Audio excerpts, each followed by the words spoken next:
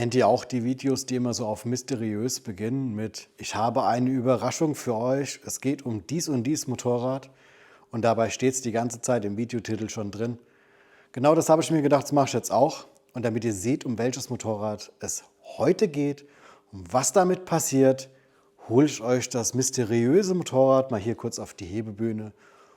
Und wenn euch das interessiert, dann bleibt dran, dann lüfte ich das Geheimnis genau jetzt. Trommelwirbel.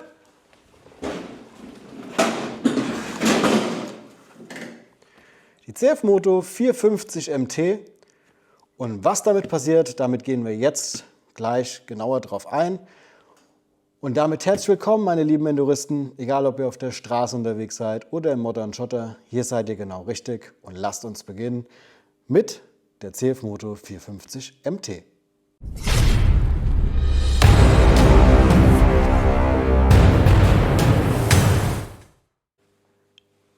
Ich bin mir auch ziemlich sicher, dass diejenigen oder die meisten von euch, die jetzt auf das Video gestoßen sind, bewusst auf das Video gestoßen sind, weil sie sich für das Fahrzeug interessieren. Ich hatte den ersten Kontakt auf der Motorradmesse in Dortmund Anfang 2024. Das war die erste, die in Deutschland ausgestellt wurde. Seitdem finde ich das Konzept wirklich cool. Und ja, es gibt Vorurteile, dass man sagt, ey, China-Bomber, das kann nicht funktionieren. Ich gehe aber davon aus, dass sich gerade die chinesischen Hersteller darüber bewusst sind, dass sie auf dem europäischen Markt oder auf dem nordamerikanischen Markt den Ruf haben, dass die Qualität nicht gut ist und die gerade aus dem Grund extra viel Gas geben. Und das, finde ich, sieht man an ganz, ganz vielen Punkten an dem Motorrad. Lasst uns mal beginnen. So, und zwar, schaut mal hier, wie die Fußrasten verarbeitet sind. Wenn ich das jetzt zum Beispiel schon mit vielen anderen, auch Premium-Herstellern vergleiche, die haben keinen Gummi hier drauf. Die haben das nicht so sauber verarbeitet. Vor allem alles in schwarz. Super geil gemacht. Fußrasten, ja, sind Standard-Fußrasten. Gummis kann man rausnehmen. Von der Größe her in Ordnung, würde ich aber auf jeden Fall nochmal upgraden. Auch hier der Bremshebel ist klappbar. Auch hier in schwarz. Auch ein Gussteil. Sieht wirklich hochwertig aus. Das Fahrwerk, voll einstellbar. Ist schon mal für die Fahrzeugpreisklasse, ne, wir reden ja hier von knapp 6.000 € plus Überführungskosten, nicht unbedingt Serie oder normal. Angeschraubten Heckrahmen haben viele größere Motorräder, die das Doppelte kosten, nicht. Auch die Schalterarmaturen finde ich von der Haptik her wirklich gut gelöst. Auch hier der Behälter, das sieht natürlich, ich finde das, wie gesagt, man muss sich bedenken, es ist ein 6.000 € Motorrad.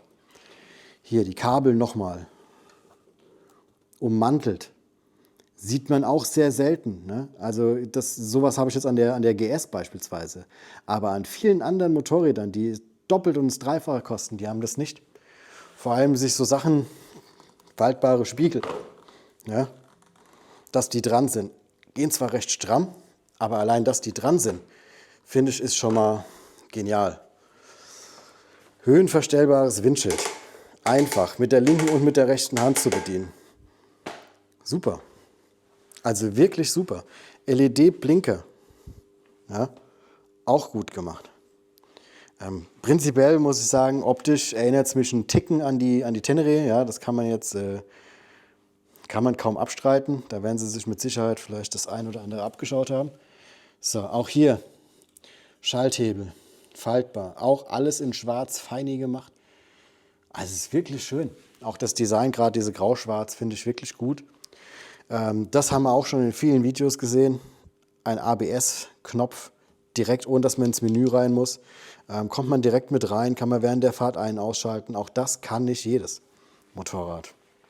So, USB-Dose mit USB-A und USB-C.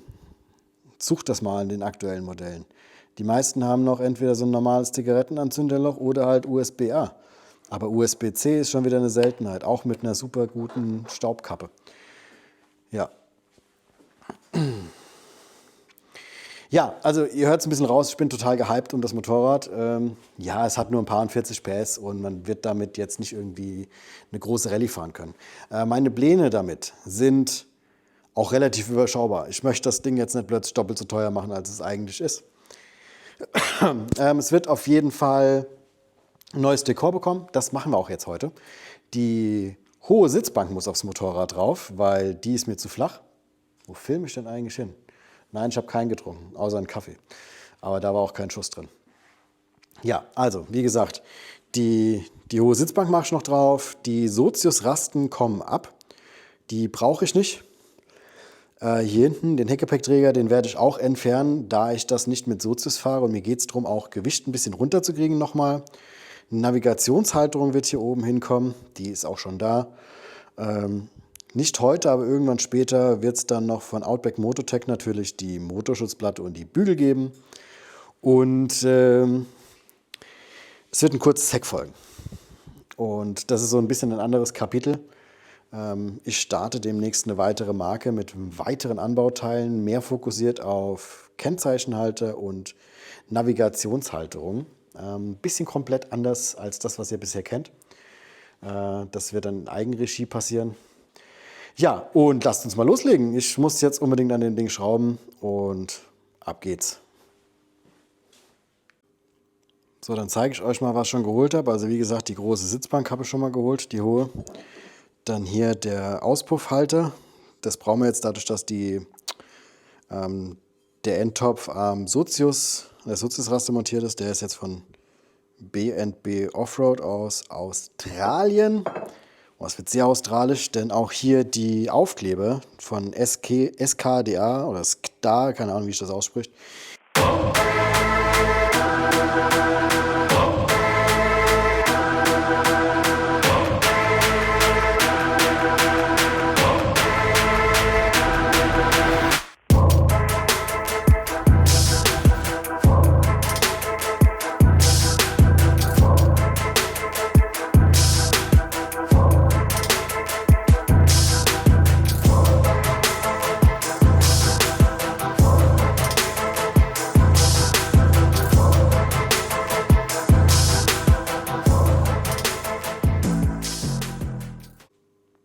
So, und was wir jetzt noch machen werden, ist was mich immer brennend interessiert und wahrscheinlich ein paar von euch auch.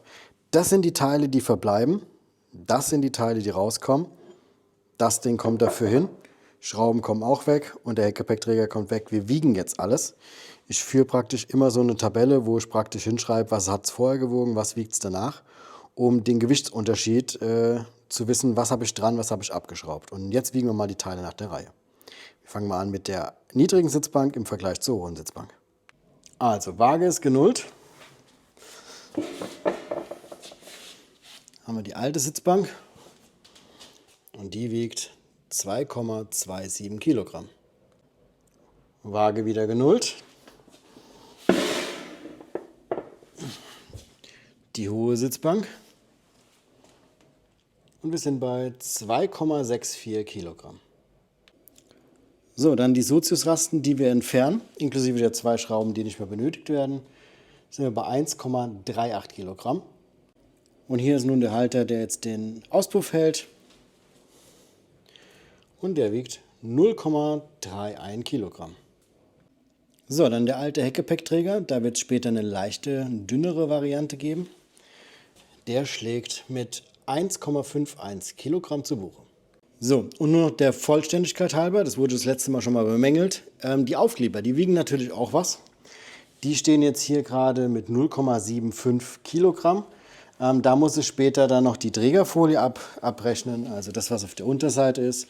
Die werde ich später dann auch nochmal wiegen und dann damit genau das Gewicht ermitteln, was die Aufkleber gewogen haben.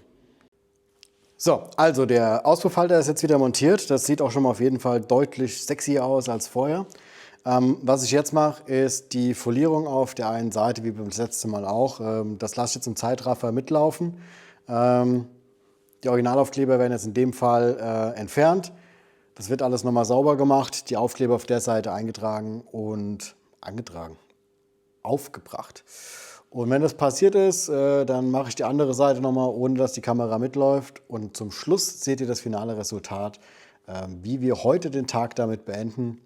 Los geht's mit dem Kleben.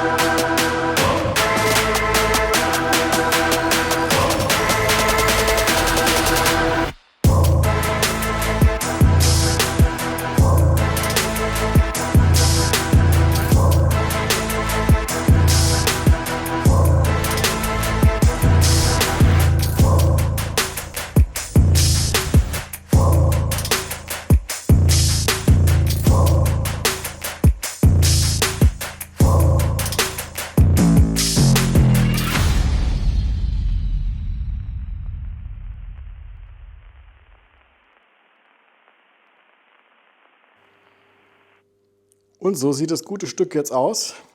Wie immer finde ich so ein paar Aufkleber und die Optik von so einem Motorrad ändert sich sofort.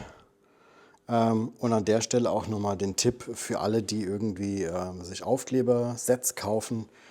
Kauft nicht irgend so einen billigen Kram. Wenn ihr gute Folien kauft, dann habt ihr wirklich auch hier immer super knappe Überhänge. Und das sieht dann wirklich schon eher aus, als kommt es von Werk so. Bei billigen Sets habt ihr teilweise richtig fette Lücken dazwischen oder es passt nicht gescheit. Und hier sind selbst hier diese Übergänge zwischen den einzelnen Linien, die passen. Auch hier, das hat sich super einfach kleben lassen, wirklich warm gemacht, ordentlich, und da kommt die auch gut rum. Und dann hat es auch noch so einen Factory-Style-Look. Ja, also es sieht dann auch noch so aus, kommt das wirklich so. Ja, perfekt. Diesmal mal nicht matt. Ich habe mich diesmal für Glanz entschieden. Ja, jetzt kommt hier noch ein bisschen der Kram. Und ich mache jetzt noch die andere Seite. Dann kommt die Sitzbank wieder drauf. Und dann machen wir nochmal ganz zum Schluss eine Aufnahme. Einmal drumherum ums Motorrad. Ja, los geht's, Seite 2. Ja, wir haben es jetzt mittlerweile einen Tag später. Gestern ist mir die Zeit absolut davongelaufen.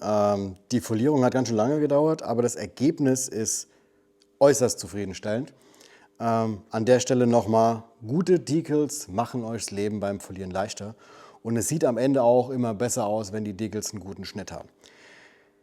Stand jetzt, ohne dass ein neuer Heckgepäckträger dran ist, sind wir bei einem Mindergewicht von 1,61 Kilogramm. Das sind jetzt auch die Rückseiten von den Aufklebern abgezogen. Was jetzt beim nächsten Mal hoffentlich passiert, sind die Sturzbügel, die Motorschutzplatte, eine neue Heckgepäckplatte, ein kurzes Kennzeichen, neue Reifen und ein Navigationshalter. Worüber ich noch nachdenke, da bin ich mir auch noch nicht sicher, dazu möchte ich das Teil erstmal fahren, das habe ich bisher nämlich noch nicht gemacht, ist das Fahrwerk von TFX upgraden zu lassen mit einem neuen Federbein und einer Cartridge. Da ist nämlich schon was in der Mache. Und dann denke ich, hat man mit so einem Motorrad für relativ kleines Geld auch sehr schnell ein auf sich persönlich angepasstes Motorrad. Und ich glaube, dass man besonders im Gelände, wenn man damit wirklich ins Gelände fährt, mit paar 40 PS mehr als ausreichend Leistung hat und auch so auf der Landstraße bestimmt auch Spaß haben kann. Aber das wird sich in einem Fahrtest bei mir dann noch ergeben. Dazu muss ich mir aber erstmal eine warme Region suchen. Hier ist es draußen bitterkalt und zu salzig. Das möchte ich dem Motorrad nicht antun. Und abschließen möchte ich das Video jetzt nochmal mit einem kurzen Drumherum gehen der Kamera, also ein bisschen Bike-Porn. Ansonsten hoffe ich, hat euch das Video gefallen. Ich wünsche euch eine schöne Weihnachtszeit, falls ihr das jetzt noch vor Weihnachten seht. Ansonsten fahrt sicher und bis zum nächsten Mal. Ciao!